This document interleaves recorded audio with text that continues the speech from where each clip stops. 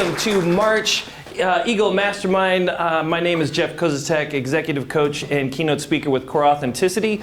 Leaders hire me to equip them and their teams with a proven process to transform adversity into advantage. I like it. I like it too. That was good. All right, so today we are talking about leadership operating system. This is session 3. Very excited. This is not a keynote presentation. This is a facilitated discussion. We are going to be taking notes and working through stuff. So please get out something that you can write on, whether it's your phone or a actual paper tablet or a computer. While you're doing that, I'll share my thoughts on the AI stuff. Back in 2002, Delta Dental, Missouri hired me to write a show teaching kids how to take care of their teeth, and they put a lot of cash into funding the Land of Smiles. And we traveled all over Missouri and eventually all over Illinois and into South Carolina and Arkansas and Iowa, teaching kids how to take care of their teeth with this 30-minute show. It was not inexpensive because we were putting up hotels and everything else. And then we created a video featuring the Tooth Wizard and Plaque Man locked in an epic battle for oral health care. We won awards for our video. It was awesome. We were sending the video out to all of the schools. So there was this fear that the video would replace the live shows. And that was very real because the video was made once, much more effective from a budget perspective to send that out to schools. What we found was that you could not replace the live human interaction. And that we did send out the video, but now we sent out the video before the live show. So then when the live show appeared, the kids are like, oh my gosh, it's the Tooth Wizard from the movie in my school. He's looking at me and brushing his teeth. Everybody was very excited about that. So it ended up not being a replacement, but an enhancement for the live interaction that we were doing. And I found that to be my experience with AI. I have fully embraced AI.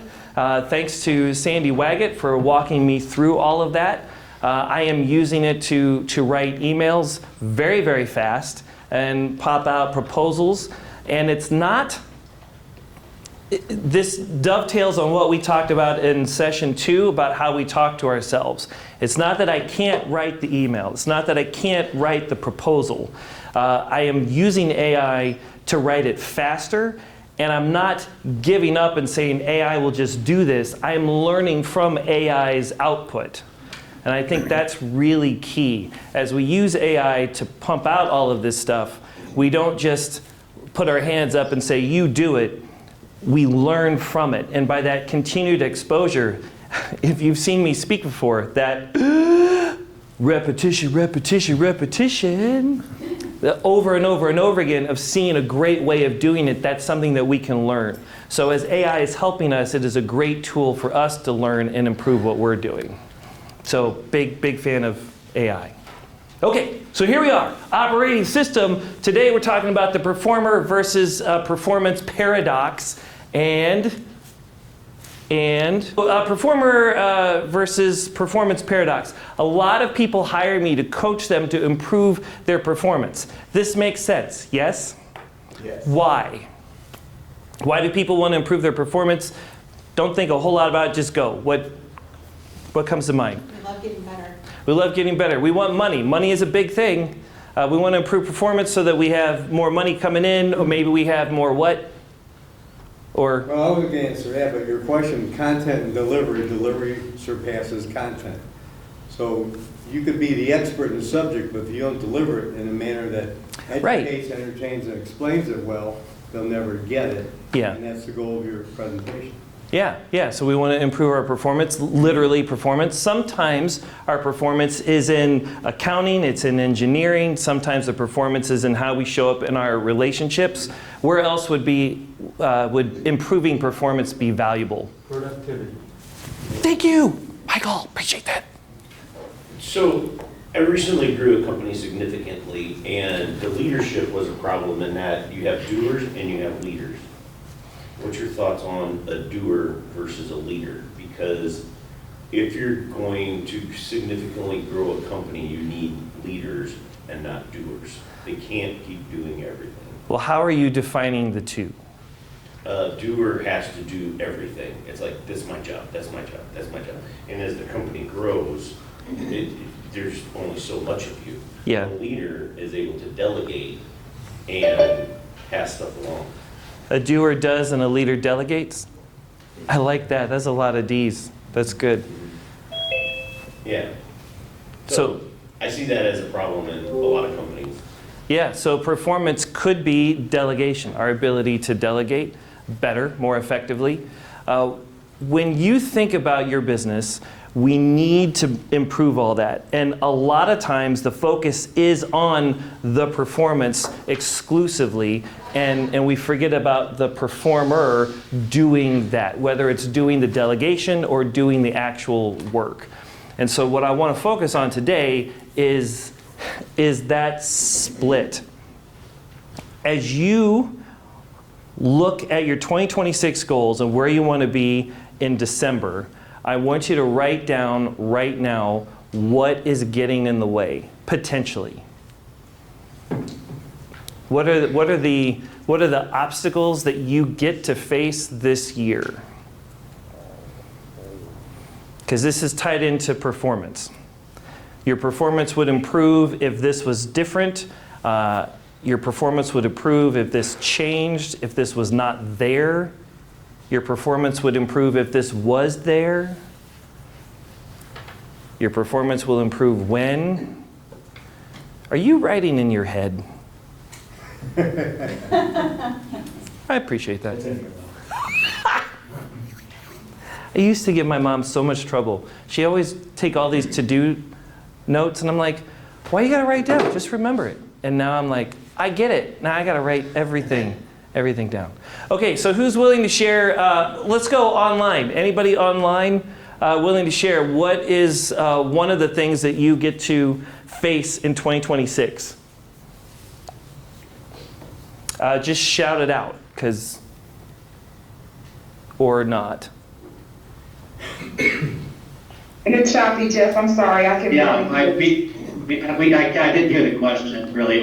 I'm not sure what you're asking. Sorry. All right, so hey, everybody online, can you hear me now? All right, Yes. this is like a T-Mobile conversation.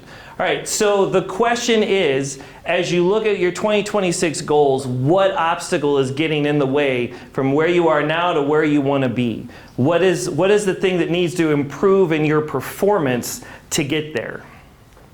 And maybe it's your ability to delegate, maybe it's swapping out team members, maybe it's an influx of cash, maybe it's fill in the blank. I'll give you some time to think about that. We'll go live. Anybody willing to share? Mike. So in our business, it's outside influences like the changes that we don't have any control of. Yeah. Medicare changes, we change. Can I put that down as, would that be environment changes or industry changes? Industry changes. Industry change. All right, that's Staying on top of the changes and then just creating over here. culture. Maintaining culture. All right, so industry change and culture. All right, that's great. Anybody else? Let's keep it going. Rapid tech shifts, technology shifts. Technology. Yep. Anybody else? That was really good. Changing business environment, looking for different lanes of revenue.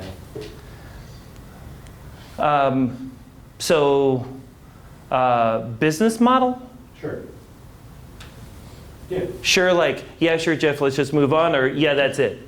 No, you have to shift business models, not completely throw away, but be able to pivot. Okay. All right, so change in business model. So we've got, for those of you at home, we have industry change, culture change, technology change, business model change. Would you like to add anything to our list? The economy. The economy. Thank you.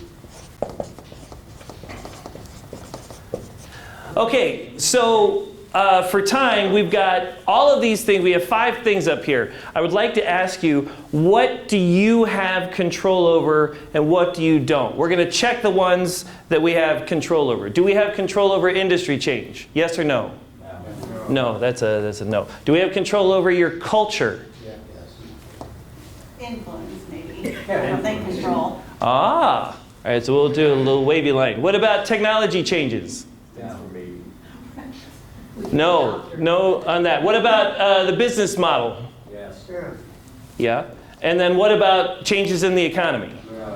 No. Okay, so just looking at this really quick list of 5 things that will impact our ability to succeed and hit our goals this year, we listed 3 things that we definitely have no control over, 1 that we do, and that's intentional business model that we've got, and then we've got our culture. And we said we can't actually control the culture, we can just influence it. So how the heck does that work? How do we influence our culture? We model it. Model it? Leadership. Could you tell me more about leadership, please? I think the definition of a good leader is somebody that gets it, gets what they're trying to do, and can share it to their employees in such a way that those employees want to follow that leader. Okay, so what Mike was saying is that for a leader, what makes a really good leader is casting a very clear vision that everybody understands and can get on board with. Yeah? Yes. We've got that, and we have, Fred was saying that we model it out. What's interesting here is that if we want to change the culture and if we want to affect the business model, all that comes from us, but it's not actually us. It's something we put out. All of that is tied to our performance. If we're going to succeed in all of that, because all of that does what? It starts with a ch and ends with ange. Change. All of it changes. Culture is changing because of the people we're bringing into the team, people that are letting go, people transitioning in and out. Our business model changes and that adapts based on industry change, technology change, and changes in the economy. Would we agree with this? Yes. We got 1. Anybody else?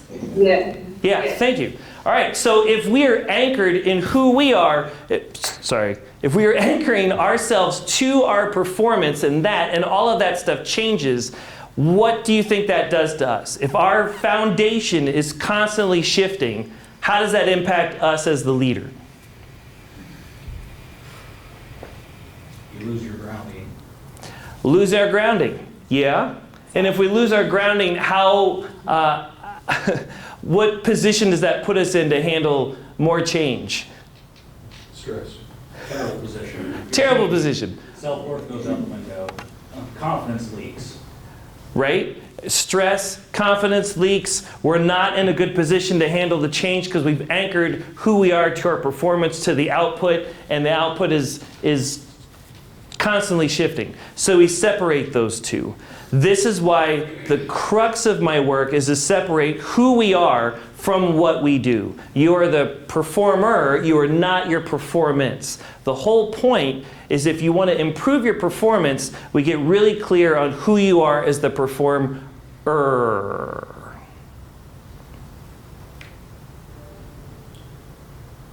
I think as a leader, people are always looking at you, so it goes back to the culture that you set for the company, but you are setting an example every day by everything you do, and that can get heavy. It can get very heavy and stressful, to Steve's point. This brings us back to the cornerstone, because who you are is not defined by what you do. It's not your performance. It's who you are as a human being. We have to separate those two. For this, I use the word worth. And we talk about whether we're looking for that intrinsically or extrinsically. I would like for you to right now write down on your sheet of paper on a scale of 0 to 10 what you think your current worth is at. Some people use the word significance, some people use the word identity. We're using the word worth today. I just want you to write down a scale of 0 to 10. 10 is full, 0 is oh no. And if you're driving, don't write it down, just think about it. I mean, wouldn't it change for area of your life? It depends. Right now, just write down whatever comes to mind. And we're going to dive into that, Jen. That's a really great question. Jen asked if it would change based on the season of your life. But right now, I want you to write down where you're at.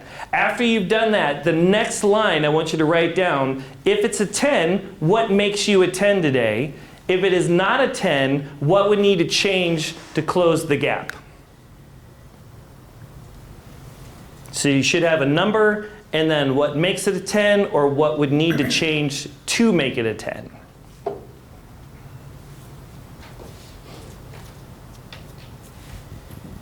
It's very important.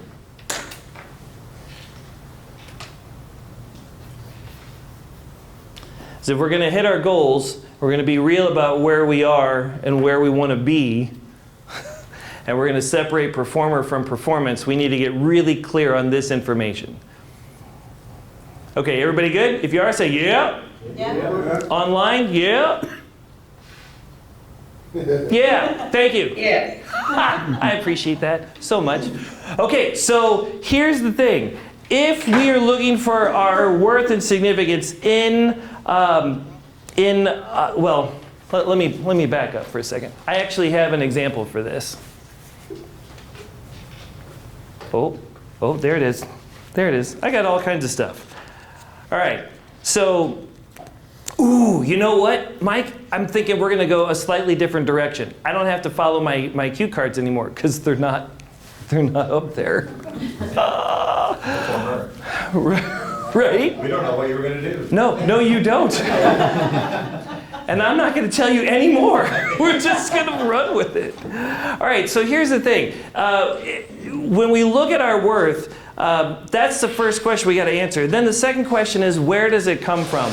And most of us look for it outside of ourselves. There's 5 areas that we usually go. If you were taking notes, I strongly encourage you to write these down. These are 5 areas that everybody goes.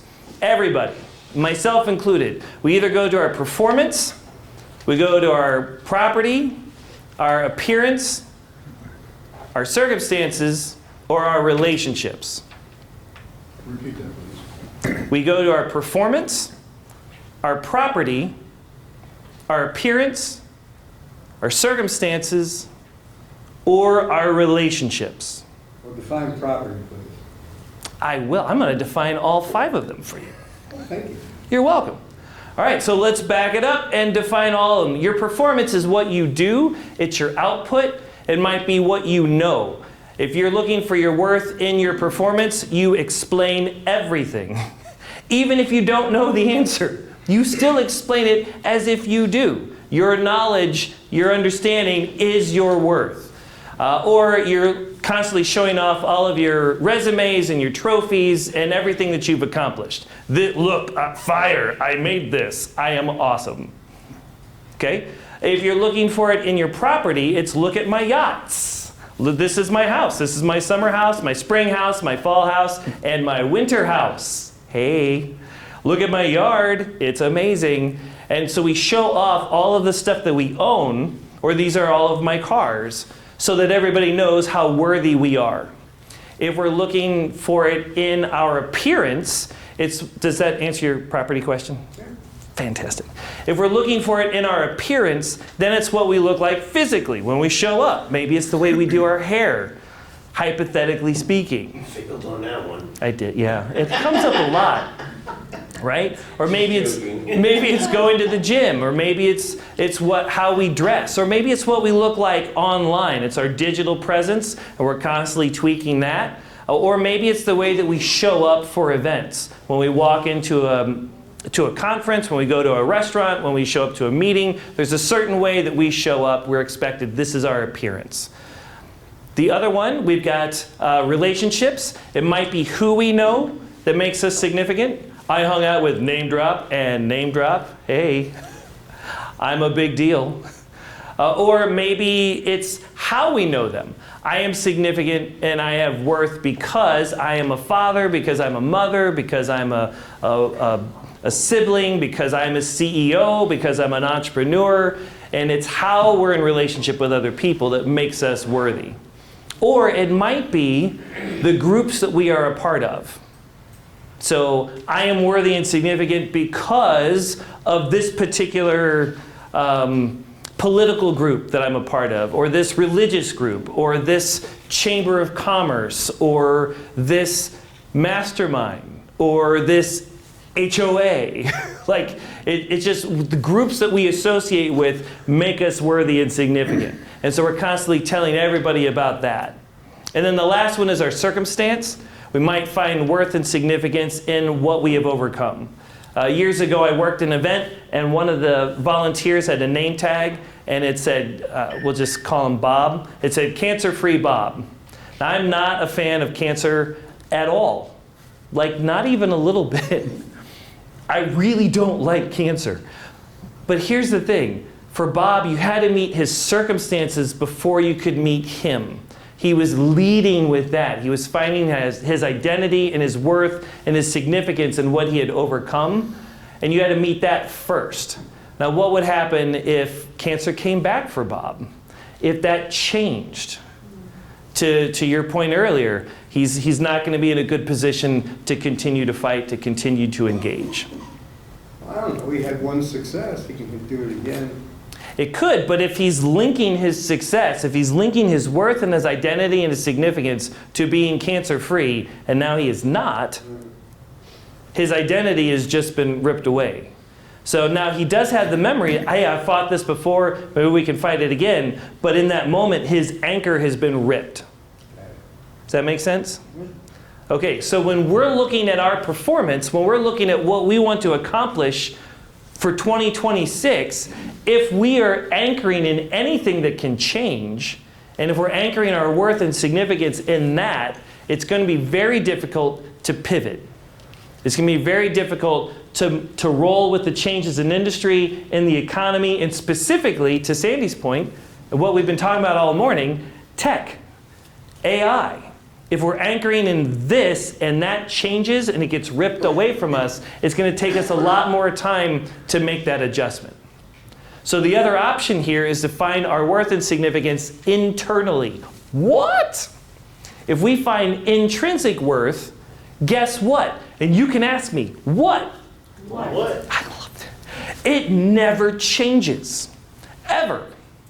Not even if the industry changes, our worth stays the same. If the economy changes, our worth stays the same. If the people in power change, our worth stays the same. It is a 10 now and has always been and will always be. Which brings me to this $10 bill. Oh, I saw my coach, Jeff Arthur, use this once, and then I've seen it all over the internet. I really want to share it with you today because this made a significant impact in my life. And because I'm up here, I'm going to do it. You just have to sit through this presentation. So this $10 bill is worth how much? $10. $10. All right? Now, we're going to say that this represents you, me, everyone you've ever met or will ever meet. We are now, have always been, will always be a 10. Not a $10 bill, we're just a 10. So now we're born, we come out, boom, we are a 10. Yes! And let's say we've got the best parents ever that have walked the face of the earth, but because they're human, they make what? They make mistakes. Somewhere along the line, they do something that leaves us feeling left behind, feeling not enough. And that hurts. And we take a hit. Or maybe we get to school and we face bullies, we face challenges at school, and that hurts. We take another hit. And maybe we start dating our dream date, but then they break up with us over a text. Or if we're like in our 40s, if we're in our 20s, they do it in person, it's even worse. Because that was an age joke. I'm really sorry. Right? We just keep taking the hit. Maybe people pass away or they move away. We take hit after hit. There's a change in the economy. We lose our job. We take another hit. We take another hit. One day we wake up and we look in the mirror and we see this. We see that. How much is that worth? $10. It's still worth $10. It's been beat up, it's been abused, it's been mistreated, but it does not change its intrinsic worth. It is now, has always been, and will always be the answer is 10, a 10, just like you. This is vital. If we're going to shift our performance, we need to anchor in something that does not ever change, our intrinsic worth. This is the foundation we can stand on so that when change happens in industry, in tech, in AI, and in the economy, and you name it, in our health, in our relationships, in what we know, in our ability to perform, in what we own, in what we look like, this stays the same. This allows us to stand confidently in the face of change and move forward with conviction and clarity. If we want to improve our performance, this is the anchor. What do you think? Yeah, I think that would be confidence in your competence. Ooh, Center of that. confidence in your competence? Can you tell me more about that? Well, if you're doing your passion, you just got the feeling you're doing the right thing no matter what else happens. You keep following that. No matter what else happens, keep following your passion. All right, all right. Online, somebody was... Oh, I was gonna say, my anchor's in God. He don't ever change, and he helps me to stay focused and remember who I am no matter what I've been through, no matter what I go through. I know what he says. And because of what he says, that's what makes me put down that I'm a 10 all the time. Not because of what I think about myself, not because of what I've done, or not because of what nobody thinks about me, but just because about what he says about me. Well, if we want to bring God into the conversation, you could say that you are a 10 because you were created in the image of God, fearfully and wonderfully made, on purpose, for a purpose. This does not go away in the Christian Catholic faith. This is why Christ died, to restore you to factory settings. And so it's about living this out, that image bearer of God. If you do not have a faith in God, you can look at this from another perspective. All of these things have to line up just right for all of the cells in your body to exist and stick together and not just spontaneously fall apart. There's so many things in the universe that have to align just perfectly for the sun, for the earth, for the atmosphere to stay here, for everything to come together for you to exist in this moment, which is pretty miraculous. So whether you are anchoring in a 10 because of faith, or whether you're anchoring in a 10 because of the miracle that you're here, the point is you're anchoring in the 10. Albert Einstein once said, you can look at life one of two ways. Either nothing is a miracle or everything is. This is fundamentally a choice. And it's a choice that all of us have. Now, the intrinsic worth, to Jen's point, this never changes. But your perception of it can change on a moment-to-moment basis. This is why we need to constantly remind ourselves that we are now, have always been, and will always be a what? Because it can change. The perception changes. In the moment, the perception changes. There is another example I'd like to share with you. It's one of my favorites. It's all about cars. Everybody's got a dream for 2026. Yes? Yes. Okay, so I want you to picture your dream, but we're gonna morph your dream into a car. We're gonna put it on the highway. We're gonna put it way down the highway. You can't see it yet. I want you to imagine right now that you're driving down that highway. It's a beautiful day. You don't see anybody else on the highway. It's just you. It's a great day. The sun is shining. You got the windows down. You've got your favorite tunes on. It's a good day. And then, as you crest the next hill, you see down the highway your dream, your favorite dream, the dream that you want. In this case, it's represented by a Bugatti. Very exciting. And you're like, oh my gosh, I have to go get that dream. I've got to chase that down. It's 2026. I need that before December. So you accelerate, perhaps way beyond the speed limit, as you chase down your dream car, your dream goal. And then when you can almost reach out and touch it, you're right there. All of a sudden, out of nowhere, an SUV cuts you off. You didn't even see it. It just, boom, there it is. What do? What do you do at home? If somebody cuts you off on the highway, what happens? Fire your rocket launcher. Ask the question again, we can't hear you. Oh, my bad. Can you hear me better now if I stand right here? Yes. Okay. If you're on the highway and you're driving super fast and you're about to get to something you really want, your dream car, your dream goal for 2026, and an SUV cuts you off, what do? From the live audience, we heard rocket launcher. Go around them. She said, go around. We're like, that's some precision driving. We go around, we hit them with a rocket launcher. You might maybe offer them a few words. Maybe a bird of peace. Lots of birds of peace. In that moment, at least in the United States of America, it happens often enough, we have a term for it. When you get cut off and your blood starts to boil and your heart starts to pound and temperature rises, thank you. It's road rage. And as road rage sets in, you might pull out your rocket launcher. You might just swerve around and underneath your breath. You might do all this stuff. You might even pull up right behind the SUV, like within an inch of the bumper, and make faces in their rear view mirror to make sure that they can see you. You might... That's dangerous. What did you say? Dangerous. That's dangerous nowadays. It is dangerous nowadays. There's a change in the... Yes, yes. And in that moment, you might even pull up alongside the SUV because now you're going to give them a well thought out, eloquent monologue of peace and reconciliation and bridge building. And as you turn and you see the driver of the SUV for the first time, you realize it's your friend, Mike, from down the street. Your buddy Mike, your pal Mike. You go on vacations with Mike. You like Mike. It's Mike. Mike. And in that moment, Mike sees you also for the first time, oddly enough, and says, "What's up?" Because he's from the early 2000s. And in that moment, what happens to your road rage as you lock eyes with Mike? And you see Mike's big toothy grin. What happens to your road rage? Lessons. It lessens. Okay. It goes away. Did you have to work 12 steps? Yes or no? No. No. Did you have to work 6 of the steps, Sandy? Yes or no? No. No. Did you have to smell some essential oils first?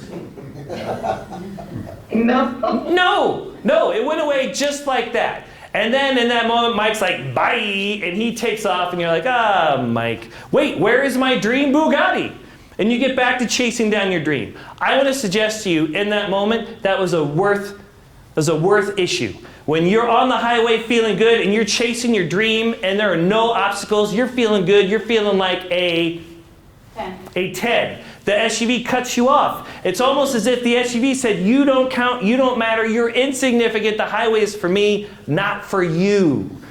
And in that moment, what happens to your worth? Perception of it. It drops. And this is where we get the problem, because everybody wants to feel like they are a 10. Everybody wants to feel significant, like they matter, like they are enough, like they are a 10. And as soon as we have a gap, we switch into what I call the challenger mindset, and it's game on. We need to right the scales. We need to close the gap. We need to fill it up again. Even if we drop to a 6, or we drop all the way down to a 2, or even if it's just a 9.999965309. Doesn't matter how big or small the gap is. Once we have a gap, we forget about the dream, and it's about closing the gap. Everything is about closing the gap. And that's where we deploy road rage to make that up. And then once we realize, oh wait, it's Mike. Mike does see me. Mike does know me. Mike does care about me. There is nothing to prove. Boom, our worth is back up to a 10, and we're free to roam about the country. We're free to get back to our dreams and goals. It's no longer about proving ourselves or justifying our existence. Earlier today, I asked you to write down what is getting in the way between where you are and where you want to be. What obstacles are you hitting? It is very easy to hyper-focus on the obstacles and forget about the dream when our worth is being rocked.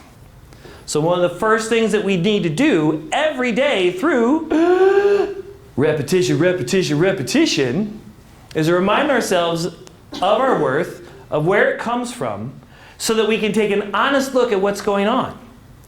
Most people will not be honest with themselves about their situation because they've linked who they are to the situation. And they cannot be real about what's going on because it's too much. It's devastating. It feels like it knocks them on the ground.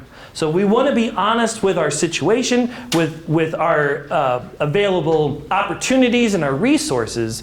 We do need to separate first, and then we can take an honest look and make adjustments. Because we are not what we do. What we do comes from us, but it does not define us. Our performance comes from who we are, does not define who we are. What do The you? more they're in alignment, the better you are. If you're following your passion, you're much better. If you just have a job, even if you're making a lot of money with it, that may not be who you are. You're saying if you're aligned with your passion, then you're in a what? Well, that's the ultimate, I would think. I mean, there's a lot of people, you've changed careers, a lot of people do. But at a certain point, you have to realize maybe you're on the wrong road. I would suggest that my foundational purpose, my why, and my vision and mission have always been there, and it's been a through line through, through all of the different jobs. Although the jobs have changed, the purpose has always remained the same. It's gotten very clear to me what that purpose is now, but there have been hints of it throughout the whole career. And I would suggest the same for you. Yes? So Scotty Scheffler, #1 golfer in the world, just made some news last year when he came out and talked about, they were saying like how much it means to him and all that, and he said, honestly, my wife and my son mean more to me than the game. He's the best in the world. And everybody wants him to be I'm the best, and that's where my value comes from. And he said, my value of myself doesn't come from a golf tournament, it comes from the people at home. Yeah. And like we have this Michael Jordan who didn't talk like that, Tiger Woods who didn't talk like that. It was win-win-win at all costs. Right. He's shifted that dynamic, and now you're hearing more athletes come out and talk about that, and business owners talk about like be more famous at home than you are out in public. Ooh, Yeah, good point. that's But it good. still puts in all the practice and Sure. all the devotion that it Yeah. takes to be a pro. Correct, but his value and worth as a man isn't based on whether or not he wins a tournament. Correct, but his performance is based on the amount that he puts into it. So it's an interesting thing. Yeah. And I get where you're both at. You gotta be anchored in your why, right? But if you wanna be a champion, that doesn't mean you can't put in the work. You still have to put in the work. That's great. Anybody want to talk more about that? Steve was saying that if you want to be a champion, you still need to put in the work. It's not about just saying, oh, I want to be the hero at home, and then, oh, look, I also happen to be the best in the world at golf. What was that guy's name? Scotty Scheffler. Scotty Scheffler. Steve was talking about how it's very important that we also put in the work. I think this is really key concept that a lot of people miss. I think we should talk about this. Anybody else have some thoughts on that? Fred, you can't. Yes, go ahead. Well, Steve Jobs would be a great example. I mean, he would give a keynote, but he would practice for weeks. I mean, here's a guy who's the best of the best, who's a billionaire. But before he gave that keynote, he would practice. Yeah, yeah. So Steve would put in the work. He became champion, essentially. His performance improved. Let's keep going with that. Anybody else have some thoughts on that? Scott, I know you got thoughts. You always have thoughts. You're the research guy. No thoughts. You just shake your head no? No, the audio is kind of bad. I'm not sure where the discussion is at the point. I apologize. Oh, my bad. See, technology. That's us. It's not you, it's totally me. Technology, good. We're just talking about how we need to improve performance, and so we got to put in the work, but how do we do that? Right? Steve, can you say what you said again about if you want to be a champion, you got to put in the work? Yeah, exactly that. I mean, whatever your why is, I mean, I love the fact that, Champions work. Yeah. Champions work. Champions work at it. So Scotty Scheffler, why is he doing this? He's doing this for his family, right? That's his whole focus. However, he recognizes that in order to perform at his vocation, he still has to put in the work. That doesn't mean he can slack off, right? And I would also propose that a champion like Scotty Scheffler have this internal drive to be the best that they can be. So they, in themselves, see their own potential.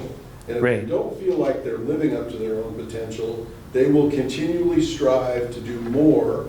And if that means more practice, more time on the range, more time on the putting surface. Yeah, I'm doing all of this for my family, who I love dearly, but I also have this internal drive that causes me to make sure that my performance matches what my worth as a performer tells me I should be achieving. Okay, so we're gonna, TJ. One more quick thing. The thing, I've studied a lot of great successes, call it however you want, whether it's in personal life, professional life. Those that choose to focus on being their best as opposed to being better than someone else is the gap that I think for me chooses, that's the value and worth. If I'm better than you, then I'm worthy. Yeah. If I'm just getting better, you don't get caught up in that being your worthiness based on your own personal growth versus being better than somebody else. Yeah. Exactly the difference, I think. Yep. For extraordinary people in any field, they measure themselves against their own potential, not somebody else. Correct. So I love that. That's great. Otherwise, it'd drive you nuts, because there's some people who just never. You're chasing it that way. Yeah. So what we were talking about is being the best, not being better than someone else. And that being the fundamental difference. When we're talking about the champion versus challenger mindset, what we're talking about is the challenger mindset in constant competition.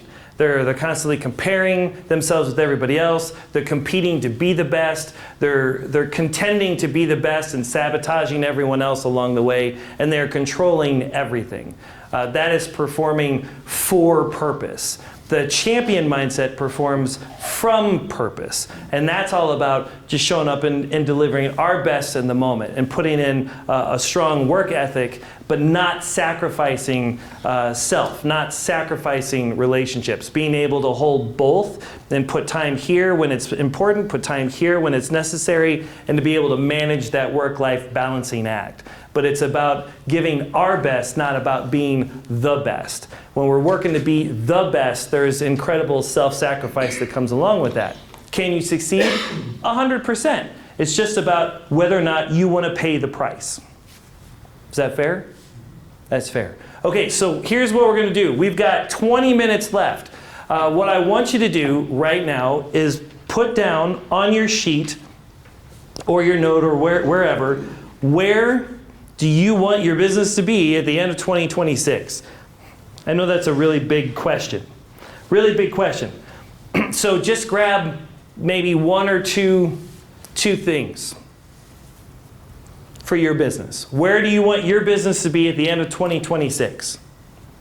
We're going to do the Stephen Covey, start with the end in mind and work our way back. Bob Proctor talks about starting with a vision, having a clear understanding of why at the end, and then we back it up from there. So pick one or two things that you want for your business at the end of 2026.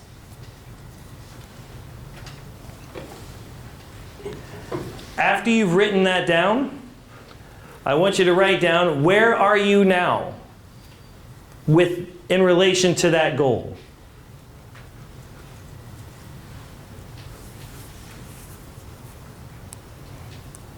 I'll give you a personal example.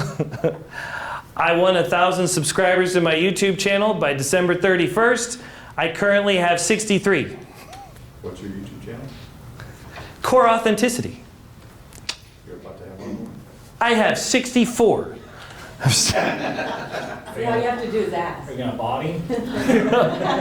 No bots, no bots, no bots.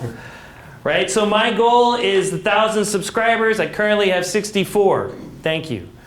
What is your goal? Where are you at right now? We started with the performance separation so that we could take an honest look at where we're at. The fact that I have 62 now does not make me any better or worse. It's just, this is where I'm at. Where are you at? And then what needs to change? Obviously, for me, well, I need more people. But what do I need to do differently to raise that number up? What do you need to do differently to get to your goal?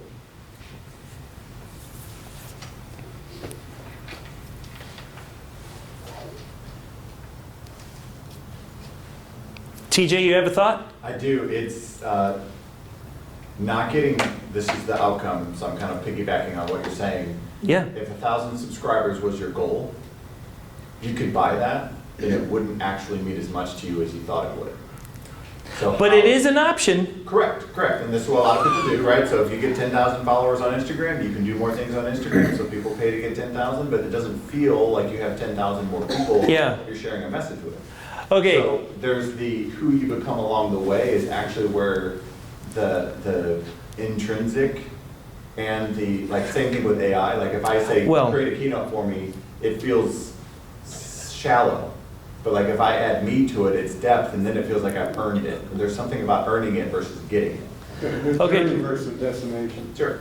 So TJ was talking about something, the difference between earning it. So in my case, buying the subscribers versus earning them. Fred was talking about the journey more than the destination. Right now, there are lots of opportunities. Some are aligned with our values and could be considered ethical, and some might not be. Right now, we're not judging. We're just putting everything down. Everything down. This is the goal. This is where I'm at. What could I do to get there? Everybody good? I would encourage you to jump back into this later when we have a little more time. Okay, so next question is, what are 3 things that you can do between now and next month, in the next 30 days, to move the needle?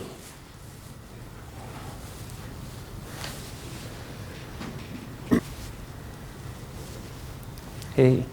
What are 3 things that you can do over the next 30 days to move the needle?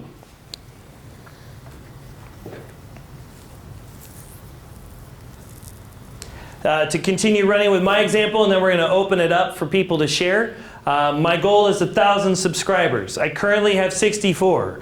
What can close the gap? Well, I can tell people about my YouTube channel. I let people know that it's on there. So I have 65. I just put it on my website. It was not on the website. It's now on the website. That's another thing that I can do. I could buy subscribers. I could increase, like make a reason to go to my YouTube channel. Why would anybody go there? Well, there's got to be some content, and it's probably got to be consistent. These are several things that I could do. Over the next 30 days, 3 things that I'm committing to. Number 1, I'm going to let people know about it. So I'm going to ask people to follow my channel on socials and in live events such as this. Please follow Core Authenticity at YouTube. It's funny, it says 65 subscribers. Yes. Yeah, it'll tell you. Yeah. Another thing, I'm going to produce content. I'm going to actually record videos each week, minimum 1 video a week, and I'm going to post them.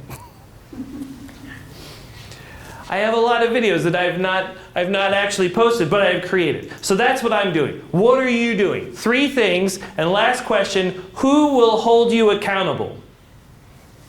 I want you to pick one person that you will share these with, and you will give them permission to check on you over the next 30 days. Without the accountability, you know, it's much easier to make excuses. But we're not into making excuses. We're here to make choices. Yeah. All right, now before we share, the reason that we started with the performer versus performance paradox is because You are going to run into things that you were expecting, and you're going to run into things that were a surprise. Some of the choices that you decided to make might work. Some of them might not. That's okay. You might even make mistakes. You might find that a certain path did not take you all the way to the end, and you need to make a change. When that happens, not if, when that happens, it is imperative that we are anchored in intrinsic worth so that we can let go of what is not working and align to something that is working. If we've married our worth to what we're doing, we will not let go, and we will face unnecessary consequences. Do you want to improve performance? We need to focus on growing the performer, anchoring in worth as a 10. And then we can set goals, we can be honest about where we're at, and we can go after it and change accordingly. It's very exciting. Is anybody willing to share with the group, from an accountability perspective, where they want to be, where they're at, 3 things that they can do to get there over the next 30 days?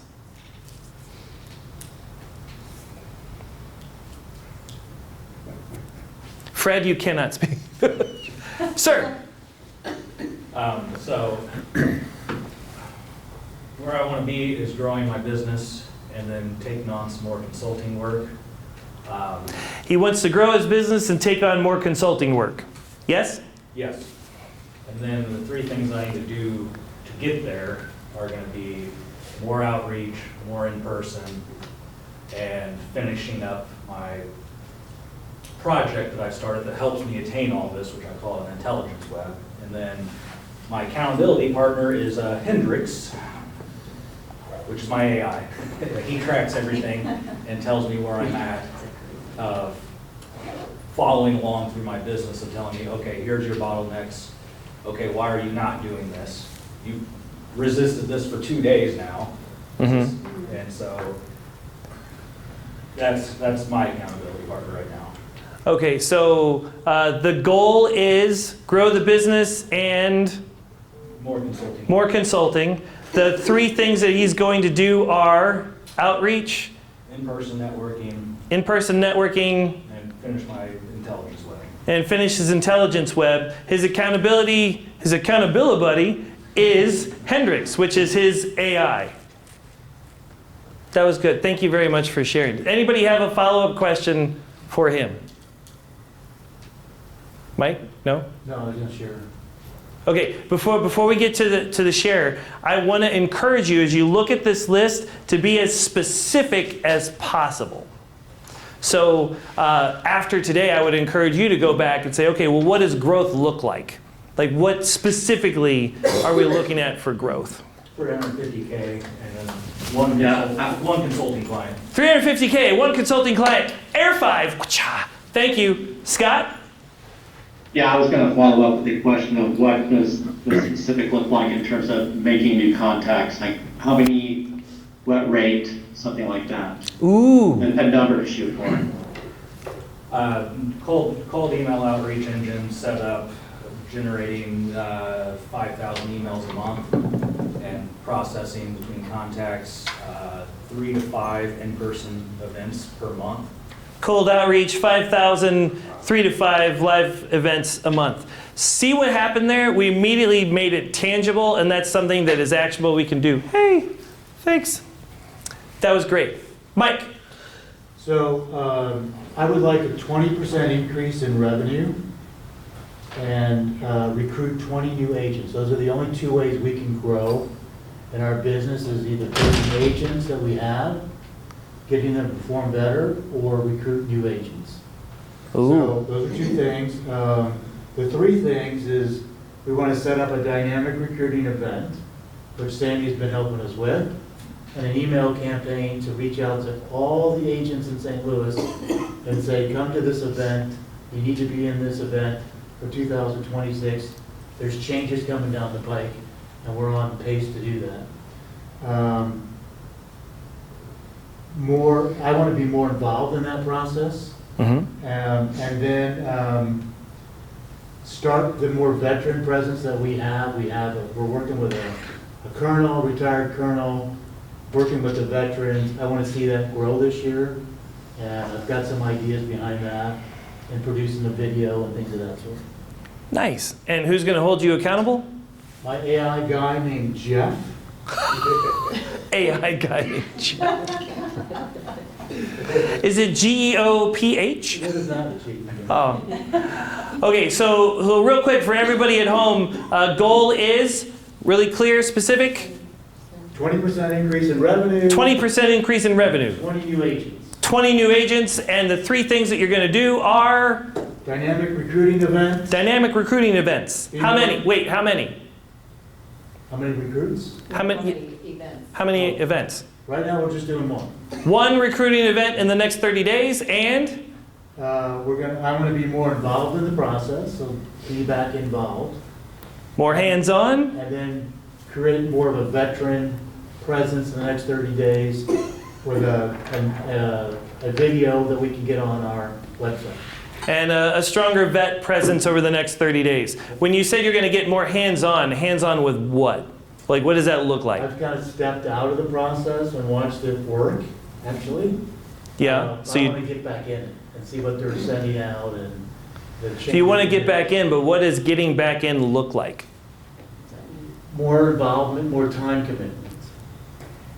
Are you scheduling? Okay, so Scheduling things. being more time commitment might just look like, okay, I'm here, Yeah. I'm giving more time. Oversight. Oversight. So like review? Yes. You want to review more. Yes. Okay, that's great. Yes. Specificity. Review more of what? I just like the emails that are going out, I didn't really pay attention to the content, and I should have as the owner. So that's what I want to kind of be more eyes on. Double check. Double check. Okay, 2 things real quick before we do a final wrap up. Mike mentioned the word, I should have done this as an owner. I'm going to suggest that we erase the word should from the next 30 days. We're not shoulding anywhere. You're living in a no should zone for 30 days. 30 days. Shoulding just brings judgment. You're like, I should have done that. It's not helpful. That does not actually motivate sustainable growth. That usually shuts us down. We're like, man, I should have done that. I should have done that. I'm going to go have a sandwich. See, they went to have a sandwich. So let's cut should from the conversation. And to Fred's point earlier, when we set goals, and I think TJ alluded to this too, the goals are not for getting. The goals are for growing. That's it. The getting is bonus. And if we're focused, if we set the goal and then we grow into the person that is worthy of that goal, that's the sweet spot. That's the TJ sweet spot. Like, that's what it's all about. And we can make those adaptions and we can grow, and if we succeed and we hit the goals, outstanding. If we make significant progress, outstanding. If we go way beyond, that's outstanding. We can handle all of that. We don't become arrogant or egotistical if we overshot, and we don't become destroyed if we don't make it, because we've separated our performance from who we are as the performer. All right, so specificity in your 3. Make sure you got your accountability partner. We're going to do a check-in next month. Oh, we're going to do a check-in next month. All right, so in the next 3 minutes, for those of you at home, if you can, type in the chat, what is one takeaway that you had today? Where are you at? In the 3 minutes we've got here, who is willing to share an aha or a takeaway or something they're going to do next? But not all at once, because I have to repeat it for the camera and for everybody at home. Yes, sir. I'm going to try and intentionally focus on not evaluating my self-worth on my performance. Yeah. Not evaluating self-worth on performance. Fantastic. Let's keep it going. We've got one more minute. Be specific in your goal. Specificity! Thank you, Fred. I appreciate that.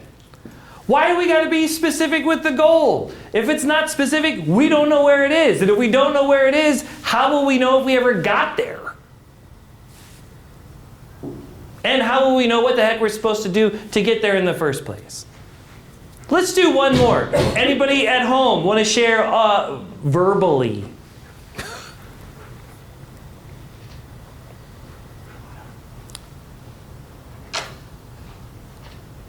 Oh, wait a minute. There's something in the chat. Oh, there's a lot in the chat. Hey. Hey, guys. Now I'm not, yeah. We're gonna work on the tech, you know? It's all good. Takeaway. Clear goal setting is the best way forward for achievement and success. Yeah. Reminder that my circumstances do not define my value, worth. Challenge. Washing my brain. Hey, yes! Washing my brain more frequently to be grounded in my own value. Okay, that's a great way to wrap up. There is a value that we bring to our relationships. There's a value that we bring to the marketplace that is separate from your worth as a person. That's separate. Your worth as a person does not change. The value you bring to the marketplace, the value you bring to relationships, that does change. That is different person to person. That does not make your worth any less or any more. Less or more. That stays the same. You ground in that, and then you can work to bring more value to the marketplace and to your relationships. All right, we're going to be back next month, second Wednesday. This is part of the Engage section of Leadership OS. Next month, we're going to dive into the Equip quarter. Very exciting stuff. We've got our summit coming up in October. Make sure that's on your calendar. Sandy, would you like to close us out with any amazing words of wisdom? Sure. Yes. First, thank you for coming. Second, this is free every month, and I invite you to bring a guest next month. We really want to grow the in-person audience and the online audience, so please invite your friends. Mark your calendars and start talking about the summit, and it is the place to be for AI in 2026. It's going to be great. So now that I've got 100% buy-in on it from the people in the room, I'm going to go out and start pulling in some really good speakers around all areas of AI to make it an outstanding summit. So thank you, Jeff. You're amazing. You're amazing.